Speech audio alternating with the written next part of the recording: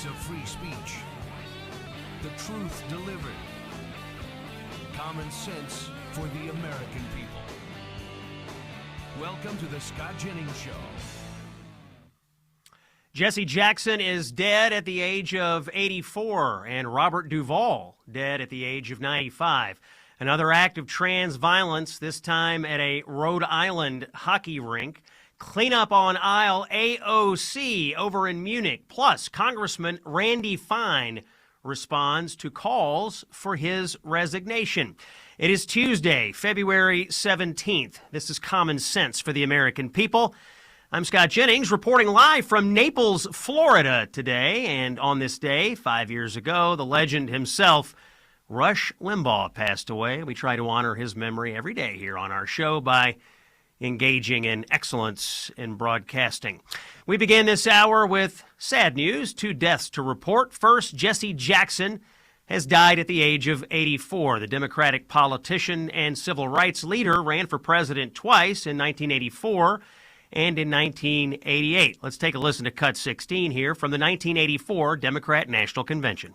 My constituency is the desperate, the damned, the disinherited, the disrespected, and the despised. They are restless and seek relief. They have voted in record numbers. They have invested the faith, hope, and trust that they have in us. The Democratic Party must send them a signal that we care. I pledge my best not to let them down. Jackson did accumulate quite a few votes and delegates in both of his runs for president. He was an outsized figure in populist, progressive politics for many years, although he did spend the last few years of his life pushing the anti-Semitic efforts to divest from companies that do business with Israel. Jesse Jackson is dead at the age of 84. And Hollywood has lost an icon. Robert Duvall was 95 years old. A very long list of key Oscar-worthy performances, from The Godfather to The Apostle to several Westerns that captured the imagination. Here's Duvall after winning Best Actor honors at the 1984 Academy Awards. Cut 15. Thank you very much. I'm very excited, very happy, very moved, very everything tonight to be up here, to be singled out from among all these very talented people. I sometimes come to the Academy Awards and watch them year after year, and I get caught up in the spectacle of it, in the event, in the very complex type of entertainment. And I guess I forget that what we're really here for is to single out who we think is the best for that given year. And if that's what I'm to be this year, then I appreciate it I accept it with an honor, and I'm very moved because of that. Dolly Parton and Sylvester Stallone presented Duvall with the Oscar for Best Actor for his performance in Tender Mercies there at the 56th Academy Awards in 1984. Duvall was actually one of the rare conservatives in Hollywood, and by all accounts, a pretty good dude. Godspeed to Robert Duvall and best wishes to his family. Another round of trans violence, this time in Rhode Island, where a deranged transgender gunman who also sported Nazi tattoos shot 5 people, killing 2 in a suspected family dispute there at a Rhode Island high school hockey tournament. Robert Dorgan was 56 years old. He also went by the name Roberta Esposito. He is identified as the shooter, and he killed himself at the scene. The gunman killed his wife and shot 2 of his kids before turning the gun on himself. He shot his 3rd child, who is currently hospitalized, according to sources. Here's some reporting on all of this from WCVB-TV in Boston. They interviewed a woman who is another daughter of the shooter. Take a listen to Cut 14 here. My father was a shooter. What happened? Shot my family. And he's dead now. What was the reasoning? Was there a family argument? He has mental health issues. So yes, she goes on to describe those mental health issues a little bit more. She says that he had been struggling with mental health for quite some time. She said, quote, he was very sick. I'm sure the press will move on quickly from this shooting because they never want to confront the truth about the details of these trans shooters. But can you imagine the media moving on from another shooting involving a white male with Nazi tattoos shooting up a hockey rink? Of course, they wouldn't. Interesting news out of corporate America today. Goldman Sachs plans to scrap DEI criteria for its board of directors. Race, sexual orientation, and other DEI factors will no longer be taken into account when the board's governance committee identifies potential new directors. Seems the pendulum continues to swing back in American culture, folks. More Epstein fallout. Billionaire Tom Pritzker, the cousin of Governor J.B. Pritzker, a Democrat planning to run for president, has stepped down as executive chairman of Hyatt Hotels after being named in the Epstein files. Pritzker says he deeply regrets his ties with Epstein and says he exercised terrible judgment. The Epstein files revealed that Pritzker maintained close contact with Epstein and Ghislaine Maxwell, Epstein's associate, for a decade after Epstein's solicitation charges. A lot of Democratic ties in the Epstein files, it turns out. Sad news out of Chatham County, Georgia. A Savannah school teacher is dead, killed by an illegal alien in a car crash. ICE agents were trying to pull over this illegal alien. He fled, and then tragedy struck. WJCL-TV has the report, Cut 18. As for what led up to it, police say ICE officers initially attempted a traffic stop of 38-year-old Oscar Vasquez Lopez. The Department of Homeland Security says he was initially stopped, then sped away, running a red light and making an illegal U-turn, which caused the deadly collision. DHS releasing this photo and saying he was in the country illegally from Guatemala.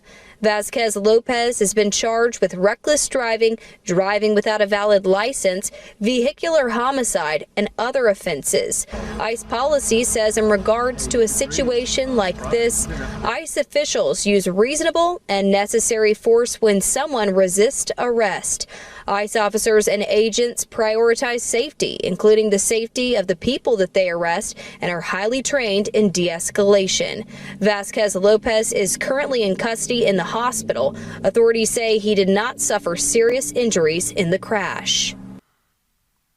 Seems like this continues to happen in America. Illegal aliens on our roadways, killing American citizens, and yet Democrats continue to fight tooth and nail to keep as many of them here as possible in our country.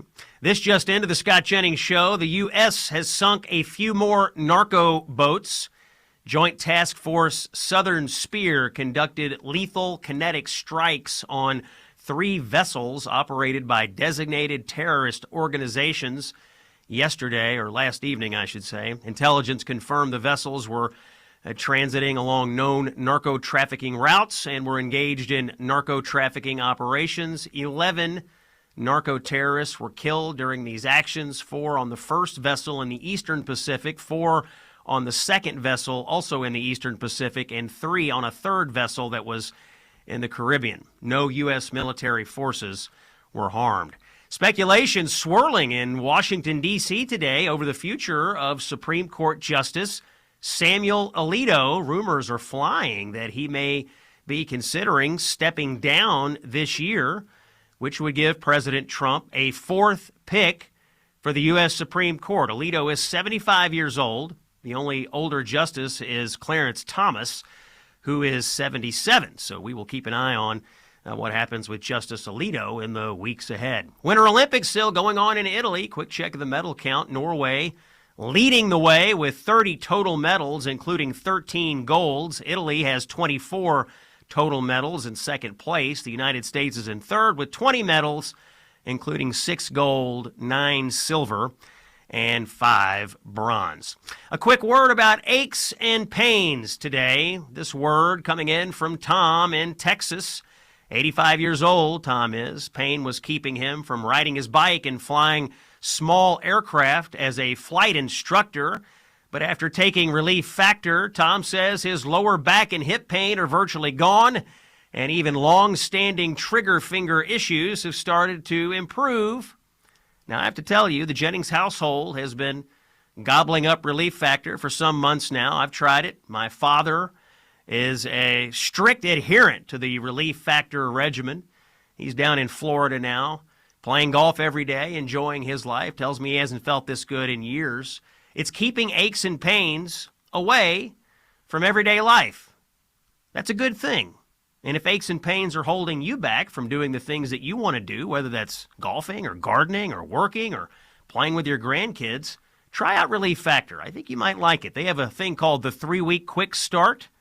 See how it works for you. Here's how you do it. Call 1-800-4RELIEF or visit relieffactor.com. 1-800-4RELIEF or visit relieffactor.com. When we come back, a little reporting on Governor Wes Moore of Maryland, some more biographical fibbing. We'll take a look at it right here on the Scott Jennings Show on Salem. Stay with us.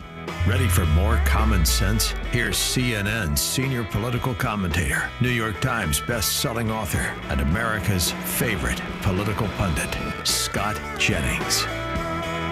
Tuesday, February 17th, live from Naples, Florida today. The world travels of Scott Jennings continues. Just can't sit still, can we? We cannot. But if you're going to move around, moving towards Florida in the winter is the way to do it here in beautiful Naples, Florida today. Looking forward tonight, actually, to a speech to my friends at the James Madison Institute. Great organization out of Florida here. Let's talk a little bit about the 2028 Democratic field for president, shall we? We talked somewhat about Andy Beshear last week. He sort of launched his campaign basically last week. Another person who's getting a little bit of publicity this week is another governor, this one of Maryland. His name is Wes Moore.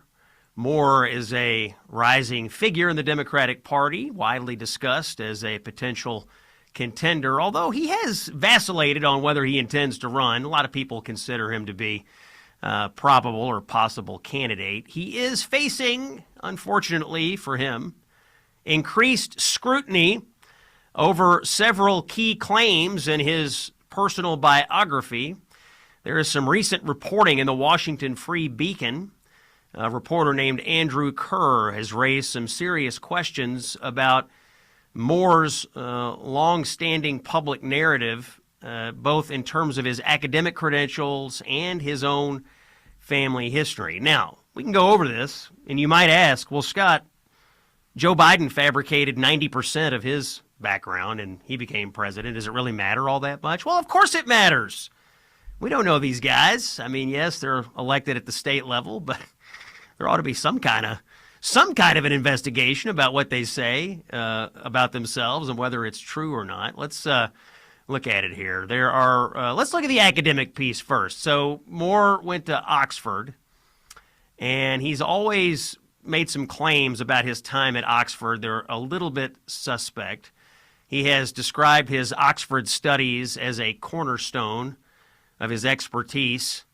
And he has characterized himself as the foremost expert on radical Islam because of work that he did there. However, investigative reporting shows that aspects of this claim are at odds with the Oxford's records. According to archival information and university confirmation, the thesis Moore cites as the basis for that expertise cannot be located in Oxford's library. The university says he never submitted a final thesis there.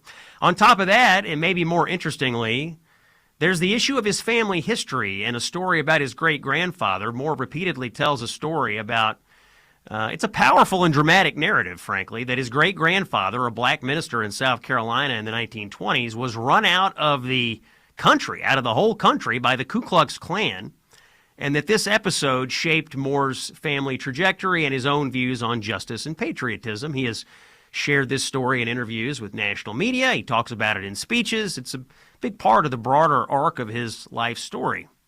However, the Free Beacon has looked at the historical records, and they've talked to researchers, and it paints a different picture than the one Moore has been telling. Church archives and newspaper accounts at the time indicate that Moore's great-grandfather, whose name was Reverend Josiah Johnson Thomas, did leave South Carolina, but not in the middle of the night, not in a secret flight from violence, but as part of a very public and orderly church transfer to his native Jamaica in December 1924. There's no mention in the records or newspaper accounts of threats from Klan intimidation or any covert escape under the cover of darkness.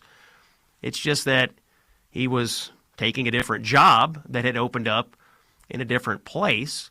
Moore was asked about this by Nora O'Donnell from CBS News. Here's how he responded, cut 19. I think about this in this frame. If there's a couple things that the people of this state know about me, it's that I'm a person of honor and integrity. I take that very seriously. I was raised right by my family, and I was trained right by the Army.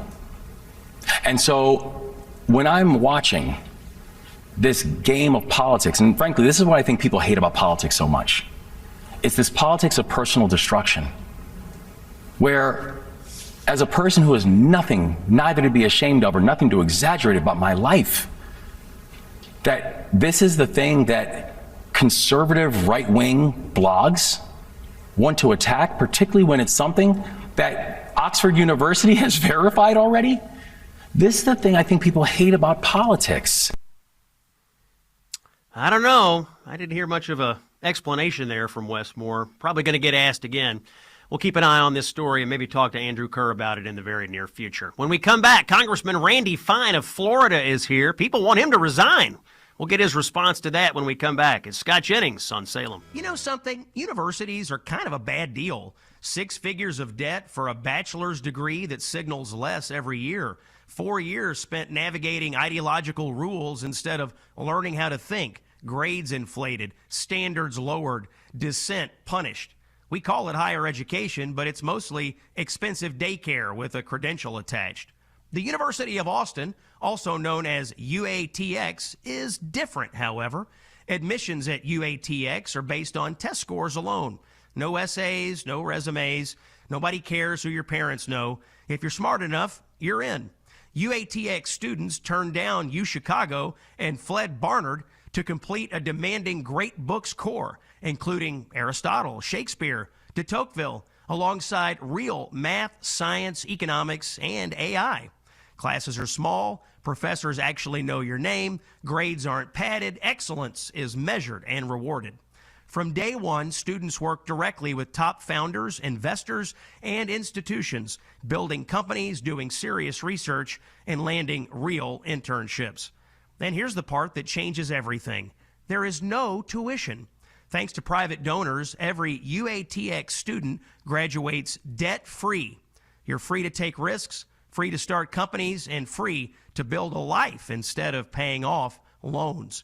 If you want an empty credential, look elsewhere. If you want a serious education that actually prepares you to lead, apply to the University of Austin. Visit uaustin.org. That's uaustin.org. Saving Western civilization, one busted leftist narrative at a time. It's the Scott Jennings Show.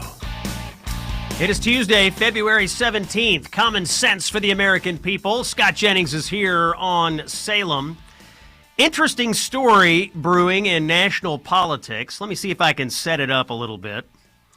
There is this prominent Palestinian Muslim activist in New York City named Nardine Kizwani.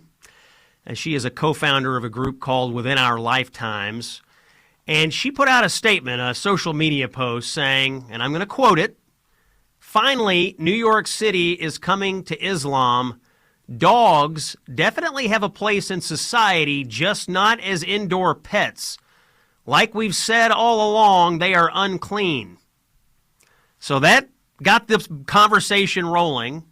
And my next guest said this in response: "If they force us to choose, the choice between dogs and Muslims is not a difficult one."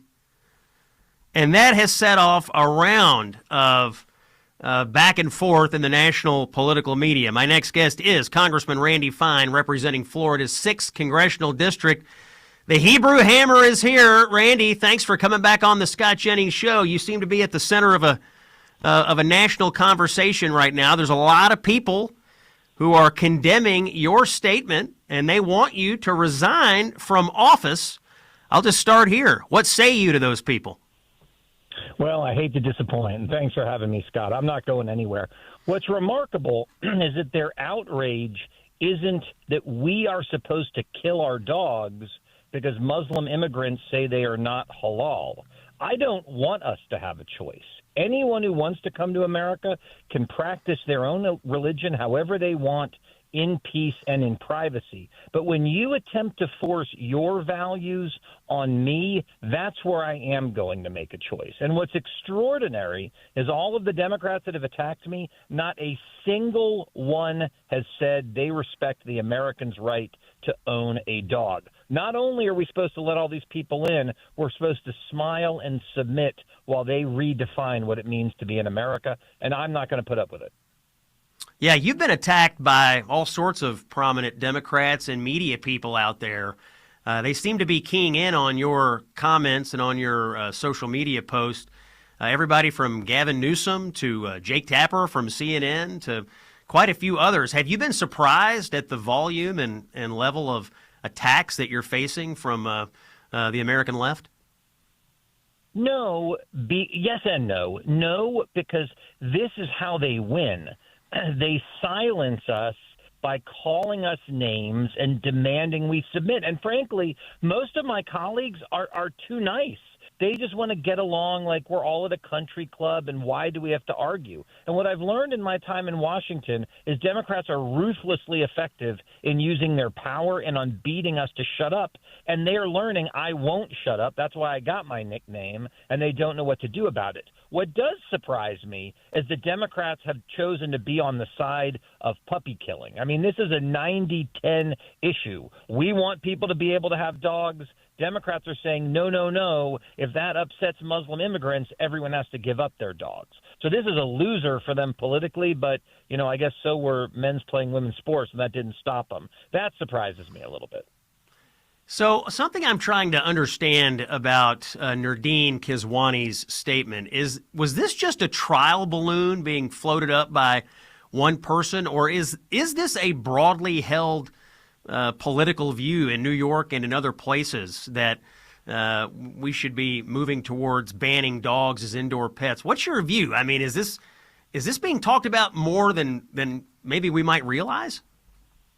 This is a widely held view in Islam that dogs are not haram. In fact, in Judea and Samaria that were controlled by Muslims in Israel a few years ago, they paid $5 to every Palestinian who would go and kill a dog because they wanted to get rid of them. Muslims, I'm not criticizing their religion, but their religion says that dogs are not good things to have as pets. So she is not unique in this view. I think what she is a little bit unique in is she's saying the quiet part out loud. And there are parts in Europe where they have said, we don't want dogs here because they are haram. You do not have to look hard to find these videos. The question we have as a country is, are we going to change who we are as Americans because these people want to come here? The rule always was, you come to America, you assimilate into our culture. We don't change to become yours. And that seems to be what has changed on the left. They expect us to give up our dogs because other people don't like them. Congressman Randy Fine of Florida is our guest this hour. There's some other things going on in New York City in this general conversation, Congressman, that I want to get your response to. In fact, let's play cut number 10. The Islamic call to prayer is being blasted around New York City at 5 o'clock in the morning. Let's hear this. Here is Atlantic. We are hearing Azan. Come here.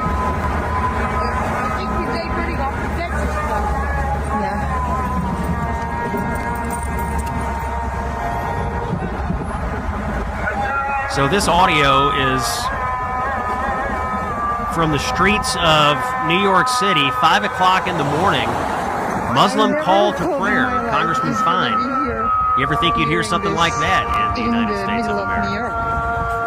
No, I certainly did not, and we need to cut it out because it's not a call to prayer. It is a call to submit before Allah. That is what it is. Look, fact of the matter is if Muslims want to pray in their mosques, more power to them. They can set their alarm just like the rest of us do. They do not need to wake us up at 5 o'clock in the morning. And in Minneapolis, it's been as early as 3:30 in the morning to pipe this nonsense.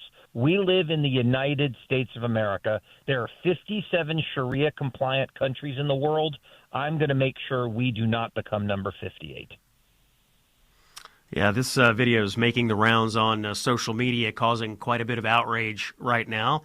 Also, let's talk about the NBA. Portland Trailblazers basketball player Deni Avdija made history as the first Israeli to play in the NBA All-Star Game this weekend. For this honor, he was greeted by courtside attendee Spike Lee, who showed up at the game covered in Palestinian flags and colors, taunting him. What's your reaction to that, Randy? Well, he also showed up with red arrows, which were used to show targets that Palestinians wanted to kill. I mean, the whole thing is repugnant. And keep in mind, he's just a basketball player who happens to be Jewish and happens to be from Israel. I thought we're not supposed to hold people accountable because of the actions of others. And for him to choose to make this message in this way, it shows that he's an anti-Semite. It shows that he's anti-Israel. And frankly, it just shows that he's an idiot. Yeah, it's pretty interesting to me. If you were to switch up the costumery here and put a different kind of person and different kind of costume courtside at the NBA All-Star Game, you wonder if that person would be. And of course, I watched some of the broadcasts, and of course, they were showing Spike Lee prominently on there, as he was obviously taunting this Israeli All-Star. Pretty poor showing by the NBA. Let's switch gears and talk a little Washington news, Congressman. The House passed the Save America Act last week. You voted for it. What's your view? Do you think it will come out of the Senate or not?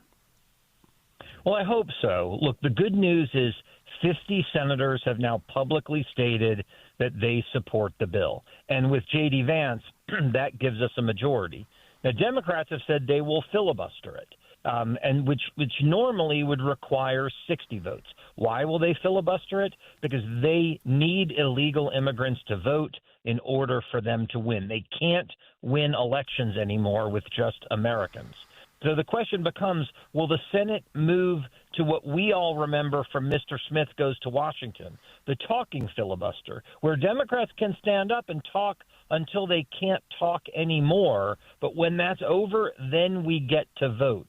And that will take some time. It will take a week, 2, 3, for all the Democrats to justify why something 80% of Americans want, voter ID, is a bad idea. But at the end of that, we will get a vote. And so we all need to be calling on the Senate to have the talking filibuster, make Democrats stand up and justify why people shouldn't have to show a driver's license if they want to go and vote. I've been somewhat flummoxed, surprised even at some of the Democratic arguments against the Save America Act, principally that if you are black, if you are rural, if you are a married woman, they made a list of all the people that they consider to be too dumb, I guess, to figure out how to vote if this bill passes. Of course, all those groups overwhelmingly support voter ID. What's your reaction to the argument vector that Democrats have used against this? I think it's blowing up in their face, personally. Well, look, I think we have to accept that we live in an incredibly racist world. Last week, I flew home from Washington. I had to do the racist act of showing my ID to get on the plane. And then I had to do the racist act of showing my ID to pick up my rental car. And when I needed to pick up my prescription, I apparently had to do the racist act of showing my ID to get my prescription. They don't have an argument. They don't have one. So they make up this crazy gibberish nonsense to try to stop it. It is insane to say that women and minorities somehow are less capable of getting a driver's license than a white man. It's insulting to them, and they should be angry about it because, of course, they're not any less capable of getting these things. But Democrats don't have an argument, and so they're trying to come up with poppycock to try to talk people off of it. Everyone, Republicans, independents, Democrats, black, white, Hispanic, all groups, men and women, everyone thinks you should show a photo ID in order to vote. It's just common sense, and we need to get it done. Perhaps somewhat related, the government partially shut down a few days ago over DHS funding. Democrats want to tie the hands of ICE in terms of enforcing immigration law. Republicans have balked at this, although ICE is still funded for the next couple of years. They've just succeeded in shutting down other parts of the Department of Homeland Security. When do you think an agreement will be reached? Anytime soon, or are we in for a protracted partial government shutdown here? I wish I could tell you. I don't know. I mean, I think the president's supposed to give his State of the Union next Tuesday. They may want to keep the government shut down for some sort of statement about that, or maybe to get him to postpone it. He said he won't. I don't know. But what Americans need to understand is this. For the third, we swear an oath to fight for Americans when we get elected to Congress. And for the third time in 6 months, Democrats have shut down the government, not because they want things for Americans, but because they want things for illegal immigrants. First, it was free health care for illegal immigrants. Now it's stopping the deportation of illegal immigrants. There are 1.6 million illegal immigrants who have fully gone through our judicial process, have been told to leave, and refuse to do so. 800,000 of them are criminals beyond that. And they want us to stop that. And the reason the issues are related is they want these people in the country and they want them to vote. So we can't give any quarter. We've got to be sending home every single illegal immigrant without exception. That's Congressman Randy Fine of Florida. He is the best friend to man's best friend, taking care of protecting our dogs. And the big news today, telling the people who want him to resign to pound sand. Congressman, thanks for joining us today. Thanks, buddy. I appreciate it. All right, Randy Fine of Florida. When we come back, Mary Miller of Illinois is here. It's common sense for the American people. I'm Scott Jennings. Don't miss a thing. Stay with us. Conversations and stories you simply won't hear from the mainstream media. It's the Scott Jennings Show. Tuesday, February 17th. Scott Jennings here. Common sense for the American people. Congresswoman Mary Miller of Illinois joins me in just a moment. We're going to continue to talk about the Save America Act. I do want to give you a quick word from our friends at Done with Debt. If you are stressed about getting out of debt, my strongest recommendation is that you call up our buddies at Done with Debt. They are one of the best we've ever seen at navigating debt relief. Last year was a record year for Done with Debt. They did over $102 million in debt for our listeners and for other people. They know how to work the system. They follow the rules. They follow the undulations in the markets here. They will work with you through the entire debt relief process so that you keep more of your paycheck every month. Imagine waking up without that weight on your shoulders and doing it without taking out another loan or filing for bankruptcy. That would feel pretty good, I imagine. Don't wait for the lenders, by the way, to tighten up their policies. Visit donewithdebt.com. Do it now. Talk with a debt specialist. It is free to talk. Takes but a few minutes. Our buddies are donewithdebt.com. They are here to help you. Joining us on the Scott Jennings Show, Mary Miller, Congresswoman, 15th District of Illinois. Mary, welcome back to the show. Let's talk about the Save America Act.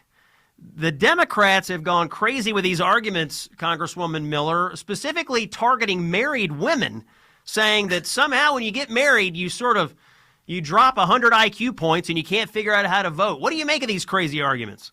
It's ridiculous. They're grasping at straws, but they continue to try to divide Americans into groups like black, white, male, female to push their agenda.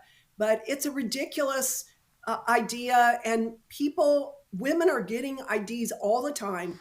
I don't know any woman that doesn't have an ID. So, and if there is a problem, they can always fill out a provisional ballot.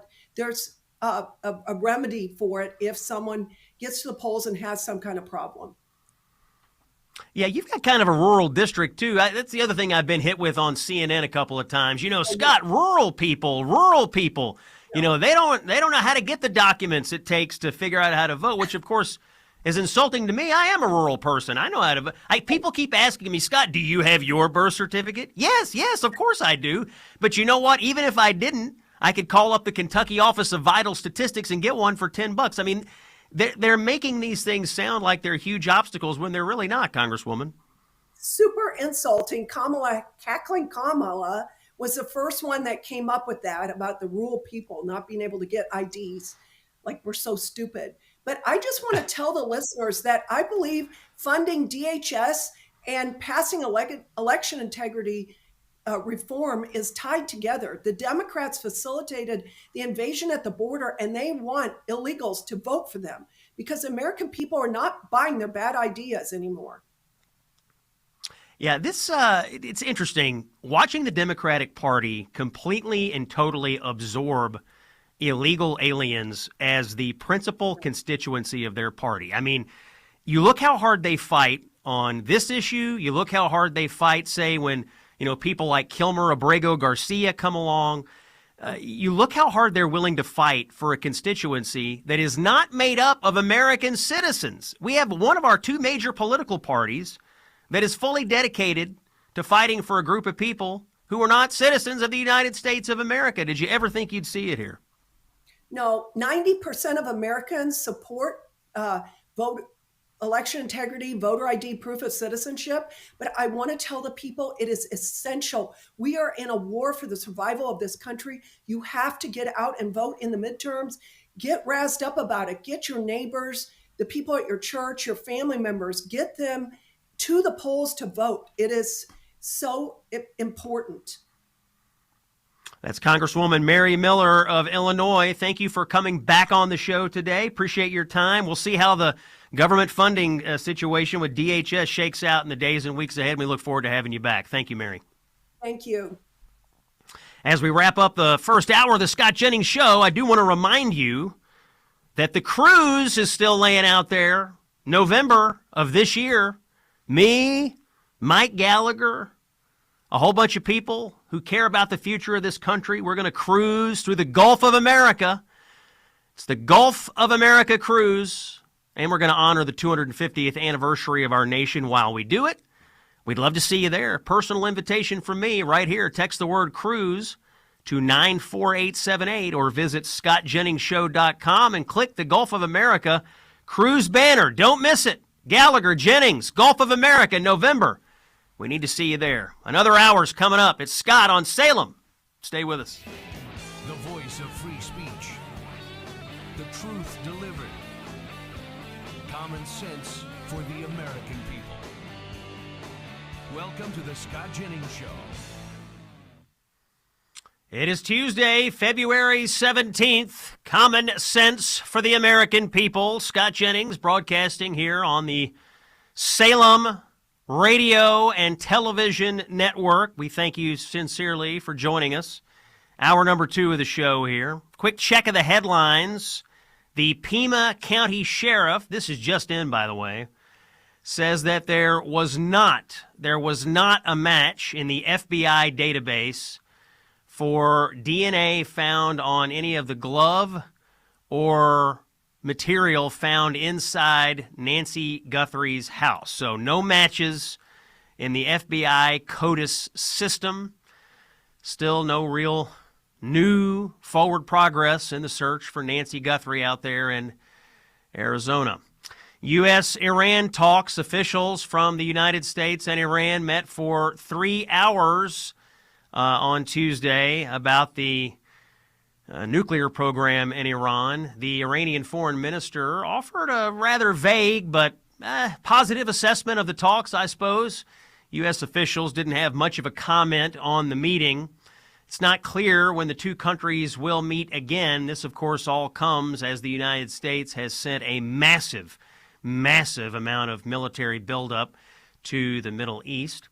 Reports are today that Assistant Secretary of the Department of Homeland Security, Tricia McLaughlin, who is a friend of this show and has appeared on our show, is going to step down from her work by next week. The reporting is that Tricia was going to step down in December, but then the activities in Minneapolis convinced her to stay on for a few extra weeks. But Tricia McLaughlin will be moving on from her duties at the Department of Homeland Security. She's a great talent from the state of Ohio, and we are excited to see what Tricia does next. You're listening to Scott Jennings Show, Common Sense for the American People here on Salem. You know what we got to talk about? This happened over the weekend, and I talked a little bit about it on CNN last night with Dana Bash, but this whole split screen that happened in Munich at the Munich Security Conference, the split screen of Marco Rubio, the Secretary of State, giving the speech of a lifetime, a tour de force in what it looks like to be a responsible adult human on the world stage, standing up for Western values, standing up for Western civilization, versus the absolute clown show that was Alexandria Ocasio-Cortez, Gretchen Whitmer, and Gavin Newsom. You had the best of what the Republican Party has to offer in terms of leadership on the international stage in Rubio, and then you had the Three Stooges from the Democratic Party. We have, basically in this country, we have one political party that is an adult and one political party that is a child that doesn't understand how the world works, and a child that effectively just lurches from one tantrum to another. Let's listen to a little bit of this. Let's listen to Marco Rubio in Munich. And by the way, I can't play the whole thing because it was a 20-minute speech. If you have time, go listen to Marco. He was nothing short of brilliant. But let's listen to cut 4. Here's Marco Rubio speaking in Munich. And this is why we do not want our allies to be weak, because that makes us weaker. We want allies who can defend themselves so that no adversary will ever be tempted to test our collective strength. This is why we do not want our allies to be shackled by guilt and shame. We want allies who are proud of their culture and of their heritage, who understand that we are heirs to the same great and noble civilization, and who together with us are willing and able to defend it. And this is why we do not want allies to rationalize the broken status quo rather than reckon with what is necessary to fix it. For we in America have no interest in being polite and orderly caretakers of the West's managed decline. I mean, Rubio, line after line after line, made clear that the United States is going to defend Western civilization. And he asked the Europeans, we want you to be our partners. We want to do this in cooperation with you because we have this amazing shared civilization, this amazing shared history.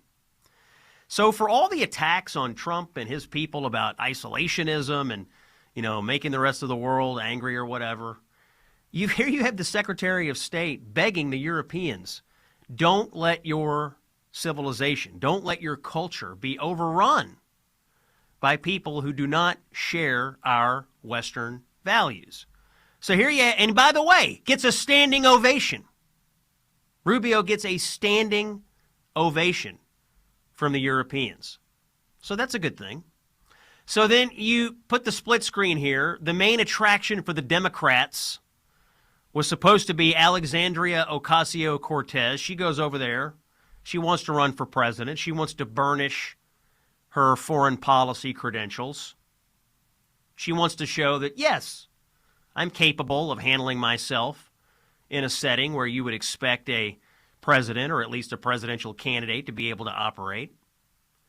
She gets asked some basic questions about, well, hey, what would the United States do if China were to attack Taiwan? This is a basic, expected question. It is one of the most oft-asked questions of presidential candidates. People in Washington talk about it. If you are a member of Congress, you no doubt have interacted with this subject matter, or at least you should have. But let's see what AOC did in response to this. Cut number 1. Would and should the U.S. actually commit U.S. troops to defend Taiwan if China were to move? I think that this is such a, I think that this is this is, of course, a very longstanding policy of the United States.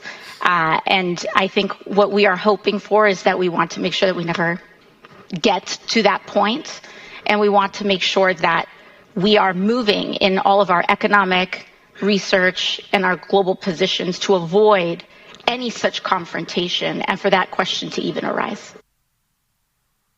Completely and totally lost. It's a basic foreign policy question. It's really a yes or no question. Would you commit troops to defend Taiwan? You could say no. You could say yes. What you can't do is what she did if you want to be taken seriously. But that's sort of what passes for legitimate foreign policy thought, I guess, on the American left right now. Not to be outdone, Gretchen Whitmer was also over there, one of these governors that everybody wants to have run for president. She couldn't answer a basic question about Ukraine. Here's cut number 2.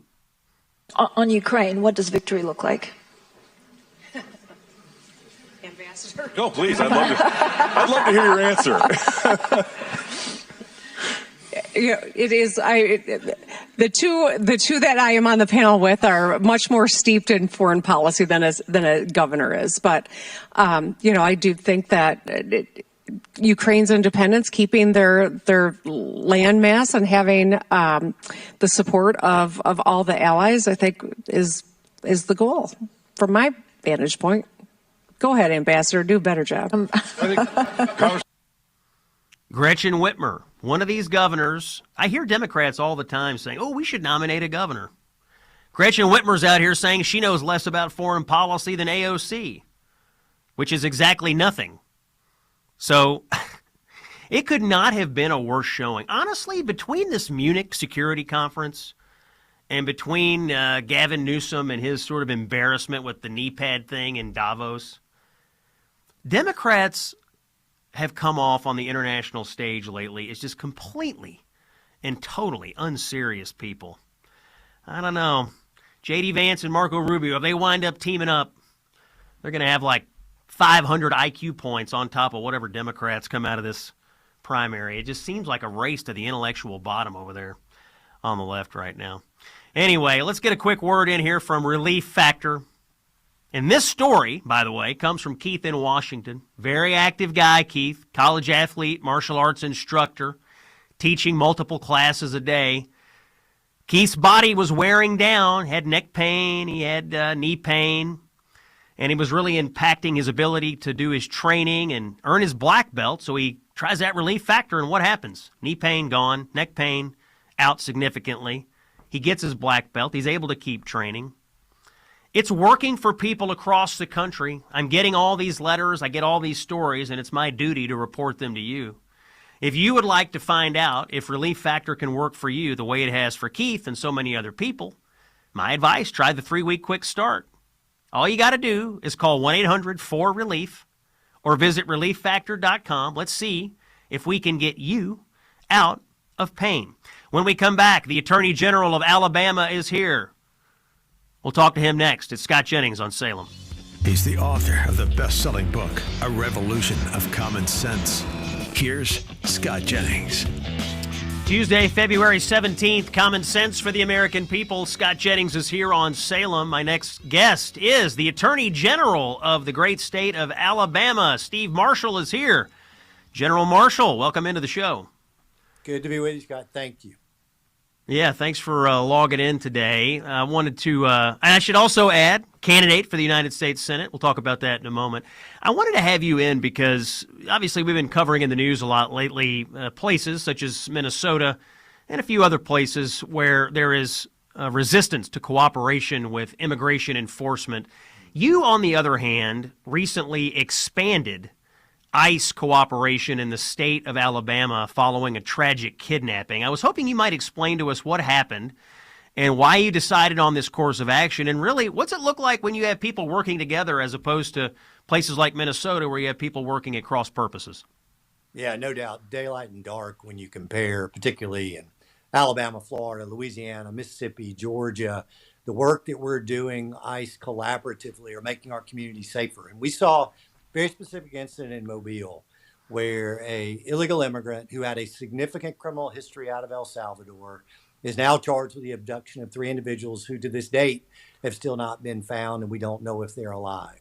No reason for that individual to be in this country, and clearly as somebody with significant criminal history is not somebody that we want investing in our communities. And so not only are we proud of the work that we saw both ICE, FBI, and local law enforcement do to be able to apprehend this individual, but again, for me, it was a call to the work that we do with ICE and our federal partners across our state that's so valuable. And we're going to enhance that here. We believe and support the mission that ICE has, think that they are doing remarkable work with the resources that they have. But Scott, when I think about I've been a prosecutor for now almost 30 years. We had an individual in jail, had an ICE detainer.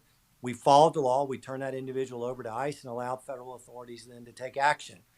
We've seen that process work for years and have had no objection from Democrats to how that worked. And in fact, you saw it work very effectively during Obama's administration. But now suddenly Tim Walz and others find problems with that. That's simply virtue signaling to their constituency that's not helping public safety. Well, we know in Alabama that this system works, and we're going to continue to support it and help the efforts of ICE in being able to keep our communities safer. Yeah, it's kind of shocking to me, honestly, to see the Democratic Party absorb illegal immigration and illegal immigrant populations as really the number one constituency of the party. They spend more energy on this than anything else. In Alabama, even at the local level where you still have some Democrats left, what do you hear from people on the ground? I assume this is an 80-20 or maybe even a 90-10 issue. I assume people don't want to keep illegal aliens in Alabama at all costs, do they? No, and I think we appreciate and understand the rule of law and how that applies not only on what we do at the local level, but also at the national level as well. But I mean, Scott, we shouldn't be surprised at the rhetoric of the left. I mean, they don't even want to adopt the SAVE Act, right? Where we have provisions that say if you're here illegally, you shouldn't be able to vote. SAVE Act wants to make sure that that in fact is secured and that we have the ability to verify and validate. You know, the narrative that's around illegal immigration is really just the effort of the left to either maintain power or find some vehicle to control power in the future. In Alabama, we're not going to allow that to happen, and we're going to make sure that we follow the law. All right, you're running for the United States Senate to replace Tommy Tuberville, who is running for governor. Some of the polls put you at the top of the pack. Tell us about your campaign, why you decided to get into this race. What are you hearing from voters out there? What are the top issues people are talking to you about? Yeah, we're proud to lead, but we got to finish this, and that'll occur on May the 19th. You know, I have been in public service now as a local district attorney and now as the attorney general for the last 9 years. And what the people of Alabama have seen is that we take on the tough issues and we ultimately deliver. And that's from the fight that we had around opioids and the money that we delivered to treatment services across our state, to the many pushes back against the Biden administration defending Alabama's sovereignty, and the work that we've done as this old prosecutor in me to be able to keep communities safer. And so want to take that same mission to the United States Senate. And I think what people in Alabama see is that Washington's broken. They want a conservative warrior that's ultimately able to make a difference. And they've seen that we've not just talked the talk, but we've been able to deliver in ways that matter to families in our state. The polls reflect that we've done that already, and I think they're looking for somebody like me to be able to deliver results to the people of our state. That voice you're hearing today, Alabama Attorney General Steve Marshall, leading the way on immigration enforcement in Alabama, and also a leading contender for United States Senate in that open race, and the primary comes up in May. Steve Marshall, thanks for joining us on the show today. Thank you, Scott. All right, when we come back, a sitting United States Senator is here. Bernie Moreno from Ohio, friend of the show, is back. We'll talk to him about the Save America Act and other issues when we come back. It's Scott Jennings on Salem. Stay with us. The very definition of never back down. Here's Scott Jennings. Tuesday, February 17th, Common Sense for the American People. Scott Jennings is here on Salem. Really excited for my next conversation. One of the bright rising stars of the conservative movement, United States Senator Bernie Moreno of the state of Ohio, joins us. Senator Moreno, thanks for being here and coming back to the show. I've got to start, however, with a clip of you. Last week, you had Keith Ellison, the Attorney General of Minnesota, in one of these hearings, and it was wild, absolute fire. Let's listen to this, and we'll get your reaction to how all that went down. Bernie Moreno takes on Keith Ellison, cut number 9. To the country illegally, or you overstay a visa, should you be deported? My simple answer is, sir, it depends. Okay, so if somebody breaks into your home, should they be arrested for breaking and entering, or does it depend? It's an entirely different scenario. How's that? Because immigration is essentially a civil, and the breaking into my home is a criminal matter. Oh, okay, gotcha. So if there's laws that should be enforced, so we shouldn't enforce civil violations? We absolutely should enforce them. But you just said that it's a civil matter, so it's different. So if somebody you enforce civil matters. So if somebody commits a civil infraction, it shouldn't be enforced? It should be. Okay, so they should be deported. No, they should have due process that is associated with their petition. So again, for example, so the act of entering the country illegally, you think we should say, well, did you really do it or not do it? It's pretty obvious that they did, right? Well, I mean, it would depend on the facts of the situation, and then they might say, I just gave you the facts. Senator Moreno, when you look back on that hearing, do you ever ask yourself, why can't Democrats just answer a simple question? I mean, should we deport people who are in the country illegally? Well, it depends. Can men get pregnant? Well, it depends. You know, it doesn't. Every question is an it depends with Democrats. What's going on with these Democrats, Bernie? Unbelievable. Well, what's unbelievable is that guy is the chief law enforcement officer of the state of Minnesota. And by the way, it is actually a criminal offense to enter this country illegally. It's a civil offense to overstay your visa. I wanted to get there with him, but, you know, this guy, at the end of the day, Scott, what he believes is that we should have open borders, that it's America's responsibility to take care of the entire world. And you know what? If working Americans have to suffer as a result of lower wages and higher taxes to support illegal migrants, as long as it keeps them in power as they want. They just can't say that out loud. Instead, what they talk about is tactics. Oh, we don't like the tactics of ICE. That's just blatantly false. They don't like the fact that ICE is deporting the millions of people that they let into this country illegally during the Biden administration. They worked really hard, Scott, to get these tens of millions of people here illegally. They're really pissed off that we're now deporting them. That's the actual issue. And when you hear Ellison and other Democrats espouse these views, understand these are not outlier views. These are not fringe radical views. This is the mainstream Democratic viewpoint. There really is no, I guess maybe Fetterman, your colleague John Fetterman of Pennsylvania. Other than that, there really isn't a Democrat in this country right now who is doing anything other than doing exactly what Ellison was doing right there, obfuscating, lying, talking around the issues. It's incredible how far left the Democratic Party has moved on this from just even, say, Obama's time in office when they deported millions. Well, absolutely, because at the end of the day, if they actually said what they believe, Americans reject them soundly, because no normal American thinks that we should have an open border. Most normal Americans think we should be a sovereign country. These are basic facts. And by the way, most legal immigrants like myself believe that you should follow the process, you should follow the rules, and that we should stop rewarding people who broke the rules. These are just common sense. These are not Republican ideas. This is just normal American thoughts. They can't say that, so instead they lie, they pivot, to obfuscate. As you know, because you have to deal with this as well on your end, this is what they're good at. Let's connect this to something going on in the Senate, and that is the partial government shutdown related to funding for the Department of Homeland Security. Once again, Democrats have voted to shut down, this time, part of our federal government. They're mad about ICE enforcing existing immigration law in this country. What do you think is going to happen next? By the way, it's crazy. ICE is already funded, so all they're really doing here is shutting down things that have to do with, say, TSA, the Coast Guard, other parts of DHS. They're not really having any impact on ICE, but yet they've done it nonetheless. Where are we headed on the shutdown on DHS?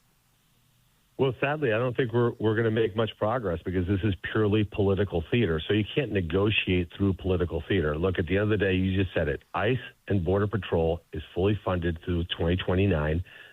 We did that in the Working Families Tax Cut bill last summer. So what they've actually shut down, Americans should know, is FEMA. They shut down the Coast Guard. They've shut down the Cybersecurity Agency. They've shut down Secret Service, and they've shut down TSA. And in fact, these Democrats walked right by those TSA agents that they themselves just took their paycheck away when they got on an airplane at taxpayer expense to go to Munich to badmouth America and be really bad at geography in the case of AOC. That's exactly what's going on. So how do we get to a resolution? I really don't know because it's in their court to decide. But here's the ultimate irony, Scott, and you know this. The continuing resolution that they passed for 2 weeks was their idea for 2 weeks. It wasn't ours. It actually funded ICE and Border Patrol at a higher level than what we wanted to fund it in the appropriations bill.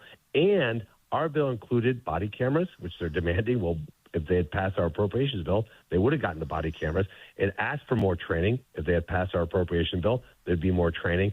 So these are just, it's total irony. It's sick irony.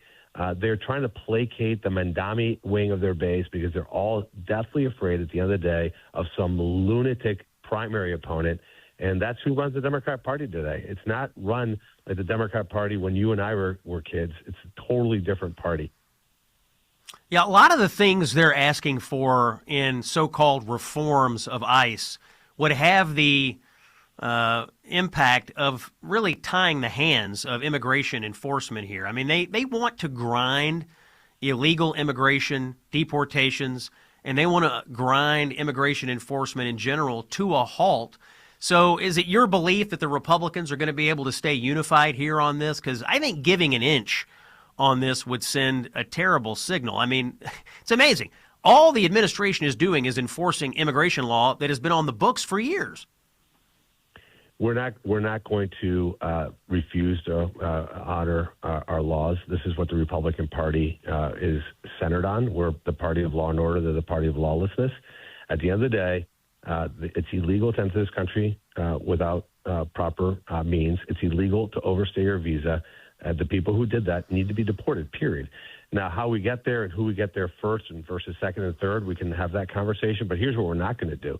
We're not going to move to judicial warrants instead of administrative warrants because that would take us 1,000,000 years to deport the people that came into this country. It's totally abject insanity. And by the way, Obama didn't have to do that. Clinton didn't have to do that. Here's what we're also not going to do.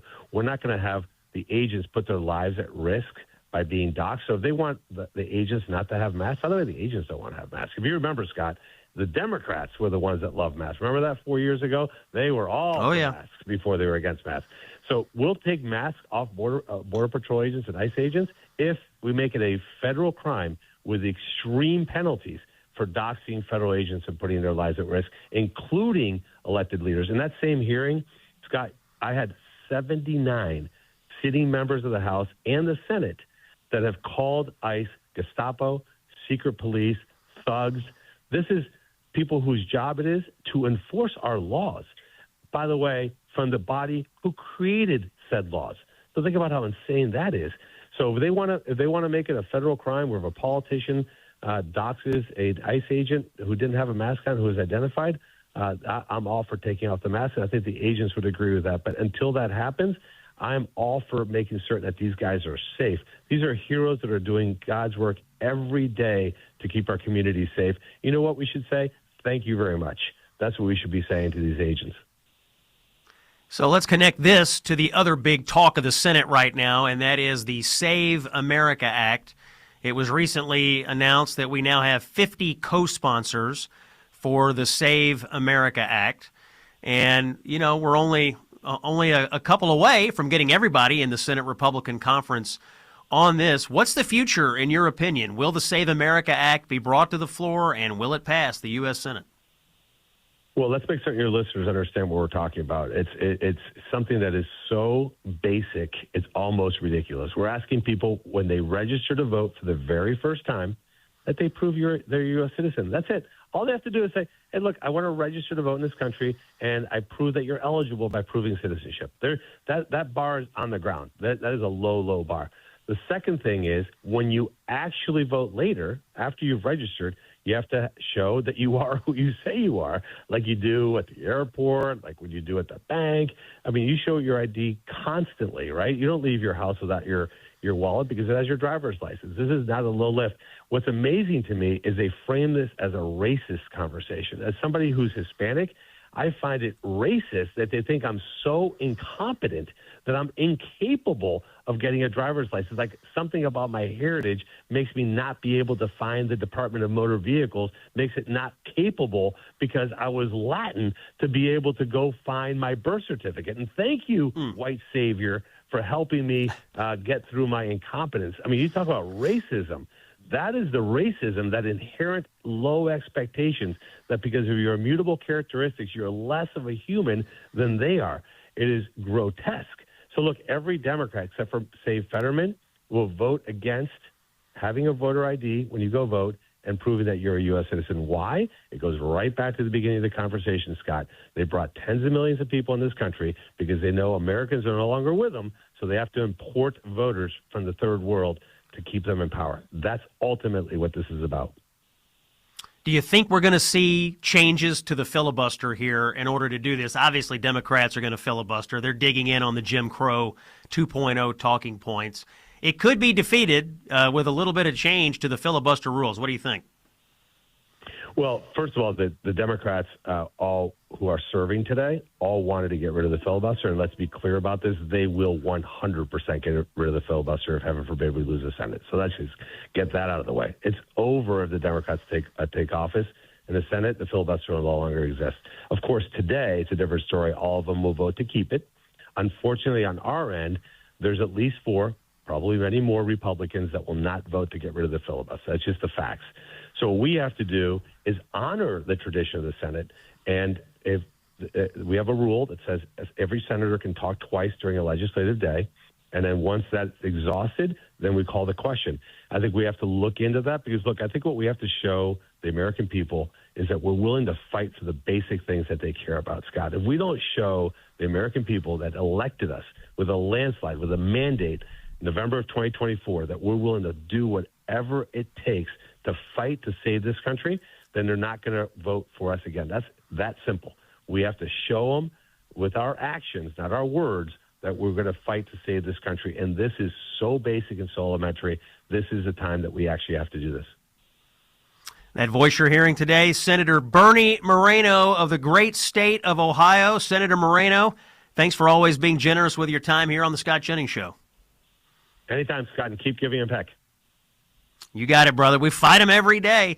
We're going to take a quick break. When we come back, we've got a story about a Maryland school board meeting where a woman tried to report Turning Point USA to Child Protective Services. You're going to want to hear this. When we come back, it's Scott Jennings here on Salem. Stay with us. Truth, justice, and the American way. Look up in the sky. It's a bird. It's a plane. It's the Scott Jennings Show. Let me speak to you for a moment about your wireless service. It's important, actually. You may not know it, but there's a wireless company that you can choose that actually shares your values, invests in your values. The name of the company is Patriot Mobile. It is not just a wireless provider. Patriot Mobile is an activist organization that funds itself by selling top-tier cell phone service. So you sign up with Patriot Mobile, you get premium service on all 3 major U.S. networks. You'll get the same or even better coverage than you have right now. You can get unlimited data plans, mobile hotspots, international roaming, all the stuff that you need. They have it. And on top of it, when you switch to Patriot Mobile, when you pay your bill, you are advancing the values of faith, family, and freedom. Patriot Mobile actually invests in the political causes that you agree with. How many companies do you pay a bill to that you're pretty sure don't share your values? Probably a lot. Well, you can strike a blow for the good guys here and switch over to Patriot Mobile. When you do, you can keep your number, keep your phone, or upgrade, whatever you want. Just do it. Take a stand. Go to patriotmobile.com/Scott or call 972-PATRIOT and use promo code SCOTT, and they'll give you a free month of service. That's patriotmobile.com/Scott or call 972-PATRIOT. I encourage you to make the switch today. It is Tuesday, February 17th. Scott Jennings here, Common Sense for the American People, rounding out the show today live from Naples, Florida. Wanted to bring you the story of a busybody from Maryland who went to a school board meeting and tried to turn the Turning Point USA people at the school into Child Protective Services. Let's listen to Cut 13. In December of 2025, Turning Point USA hosted an event marketed to high school students with food and beverages advertised as an incentive for attendance. While community building opportunities for students are important, this event raises serious concerns related to student safety, parental rights, and governance oversight. All Board of Education members in this room are mandated reporters under state law, as I am. Based on the circumstances surrounding this event, a report was made to Child Protective Services. All of this was provided along with. Thank you for your comments. Okay, so basically a lady named Nancy goes to the school board meeting and says, I'm sending all this to Child Protective Services because she doesn't want Turning Point USA. She doesn't want high school kids having conservative conversations, I guess, at this school in Maryland, Calvert County, Maryland. The student who's running the Turning Point USA chapter there said his group placed restrictions on the event after receiving hate online, including restricting access for adults they did not know or who were not volunteers or parents of attendees. So apparently there was a bunch of attempted incursions on the group. We have been accused of many things. We have been accused of grooming children, an allegation that a random unnamed man was president of our group and had certain felony charges. I'm the president. I'm 17. I'm a minor. I don't have any felony charges or convictions. This was the statement of the kid who runs Turning Point USA. You know what this speaks to, honestly? By the way, the Assistant Attorney General, Harmeet Dillon, has said that she is now looking into all of this. But you know what this speaks to is this broken-brained viewpoint on the left that they are somehow empowered to regulate all sorts of things in American society right now. We can regulate what laws are being enforced. We can regulate whether you can drive through our streets here in Minneapolis. We can regulate what kind of political speech goes on. Because on the left, you see, speech is violence. That's what they believe. Conservative speech equals violence, and therefore they feel empowered to do something about it. This is the state of affairs in the American left right now in the United States of America. We're done for the day. I really appreciate you listening. We'll be back again tomorrow, traveling through Florida this week. Sincerely appreciate you stopping by. More to come tomorrow. It's Scott Jennings on Salem. See you then.